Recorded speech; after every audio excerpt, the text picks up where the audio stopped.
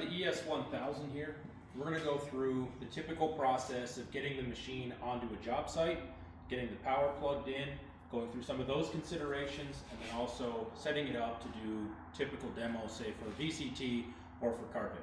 So the first thing you're going to do is have to get the machine out of your trailer and into the job. And one thing you need to keep in mind with all of our equipment, the ES1000 being one of those, is that in order to move the machine under no power, it's not plugged in, you just simply open the handle or the valves in the direction of travel, in this case forward, and you can easily pull the machine freely in that direction. So if you've got your machine in a trailer and you can't plug it in and you have to get it out of the trailer and into a job, typically best to do this with at least 2 people, but you can push the handles in that direction. You don't want to exert pressure on those handles, push the machine by the handles, but just open them. You can hold them open like this with a bungee cord or if you've got a tie of some kind, but just open the valves in the direction of travel and then the machine can roll freely. If you do have the ability to plug the machine in and drive it into the job, that's always going to be the easiest way to do it. Once you get the machine out of the trailer and into the job, next thing you're going to have to do is figure out where is your power going to come from. Ideally, you're going to have access to a 220 volt single phase circuit. Typically they're going to be 20 amps or larger. In this case, the ES1000 doesn't use much power. It only needs 9 amps to run. You're not going to find a 9 amp circuit. Any 220 volt single phase circuit is going to be sufficient to run this machine. Now for example here I've got a welder plug. This would be an example of something comparable to what you might find plugged into a dryer in a house. This is a single phase 50 amp rated power source, more than enough to run this machine. In this case, you'd notice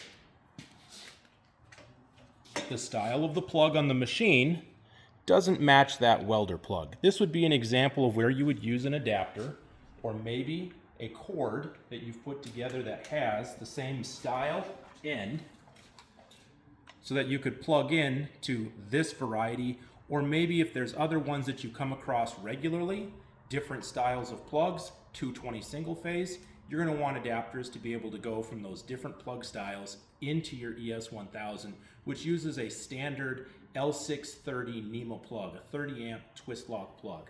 Now for this demonstration, we're going to go ahead and also show how we have the machine plugged in right now, which is using a device that we call a Quick 220, which uses 2 separate 110 volt circuits that go into a power box where we can get that single phase 220 plugged in. So we'll follow the yellow cord here. You'll see we've got about 100 feet of cord, and this is 12 gauge 3 conductor cord.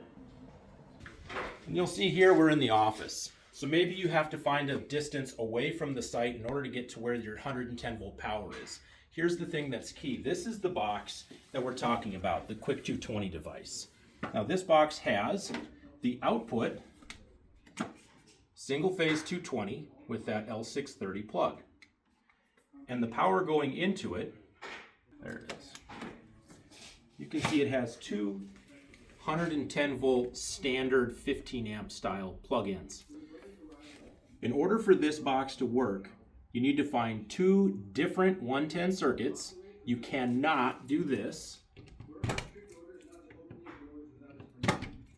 Doesn't work. This will never work this way. You'll notice on the box there's this red light. Currently it's off.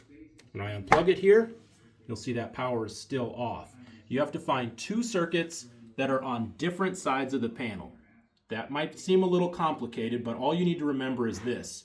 You plug in one of these 110 volt cords in a close location, and then you find another place to plug in the other side.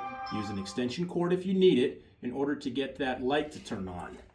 Here I'll show you. I'm down the wall a little ways. I've already tested this. These 2 circuits, they're on the same 110 circuit in the panel. You can see I plug it in, no red light. We still don't have power.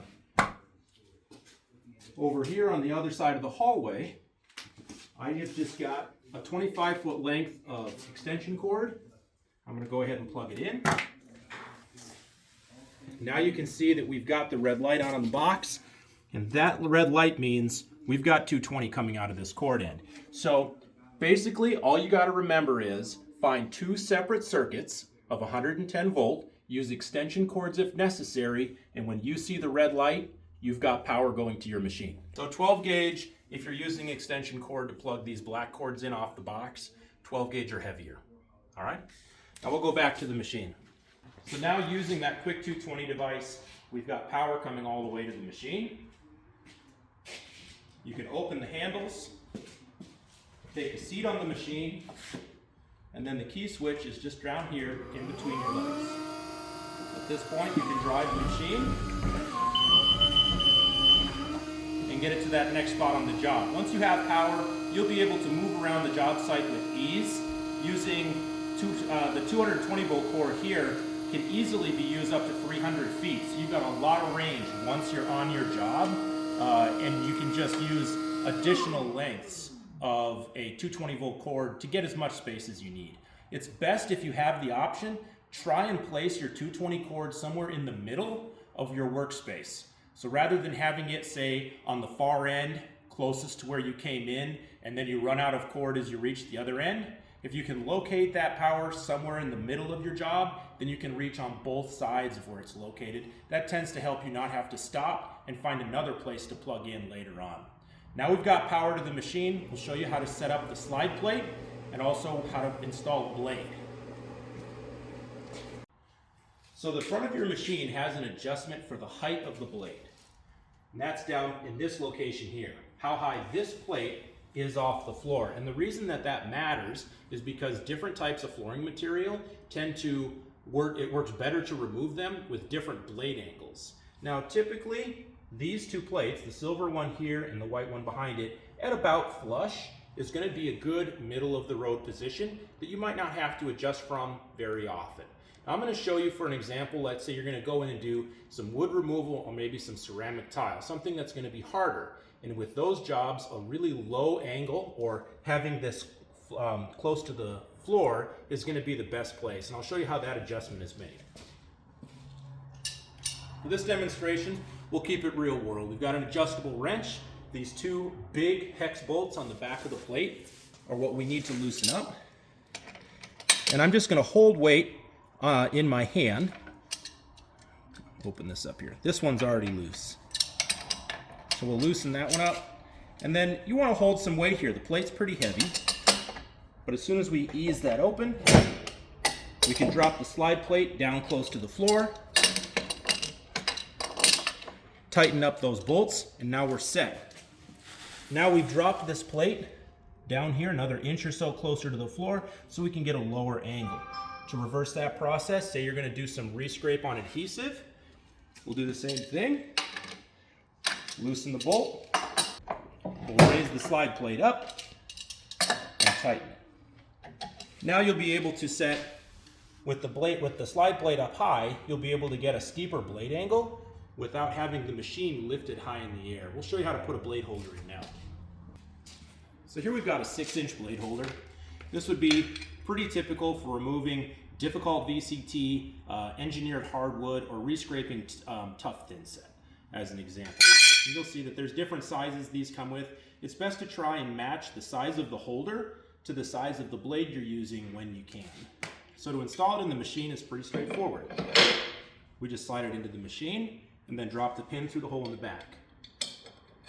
I like to leave the bail disconnected like this, loose. So that way it's just a little easier when it comes time to change the head out to just pull the pin. To put the blade in the machine, first want to make sure these two bolts are loose with a 3/4 inch socket.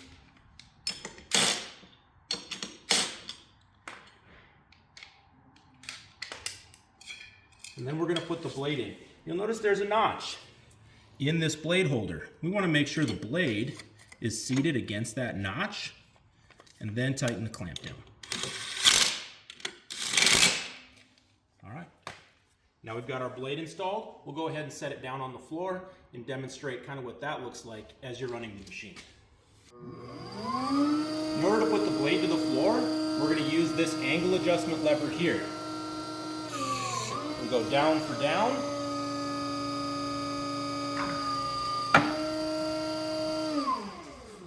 Now we've put this 6-inch blade down on the floor in a typical configuration like you'd want to use it on a job.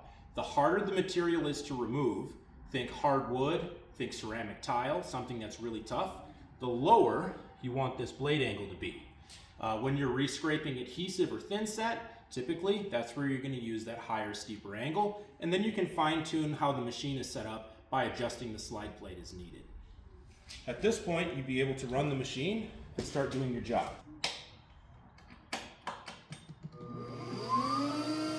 The machine is very easy to use. It's very responsive. We can get easy into the work. Use our open hand here, running the machine with one hand to drive the machine. It's always the best practice to set your cord up on one side of the machine if you're in an open room and work away from the cord. So you're not getting closer to the source, you're getting further away. That'll help you keep from running over the cord. The cord arm also has two different adjustments. Right now we have it set up in the high position. You can turn the cord arm around and then hold the cord farther away from the machine by using this carabiner at the bottom here, as you'll see.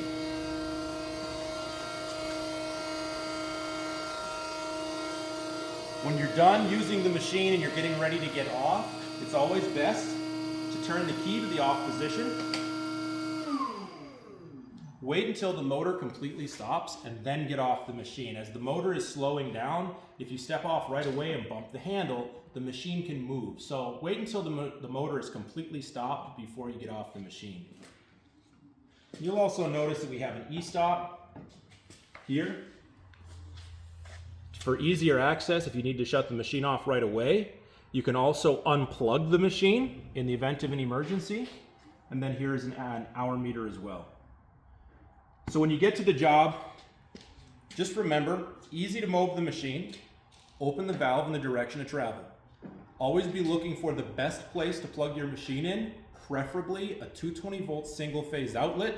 If you can't find one, that's where we'll use that quick 220 box. Make sure you find two different outlets that aren't on the same side of the panel, and that red light has to turn on or you don't have power to the machine.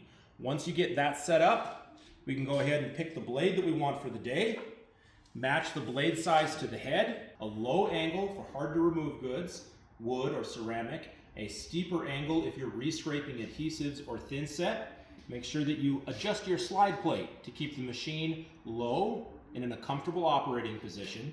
And if you do use an accessory like these transport wheels, you may need to adjust the slide plate to a higher position in order to get accessories like these transport wheels to fit. If you have any questions at all, we're always available either through email or you can call us. We'd like to be able to give you all the information you need so that you can get it on the job and just be successful with the equipment.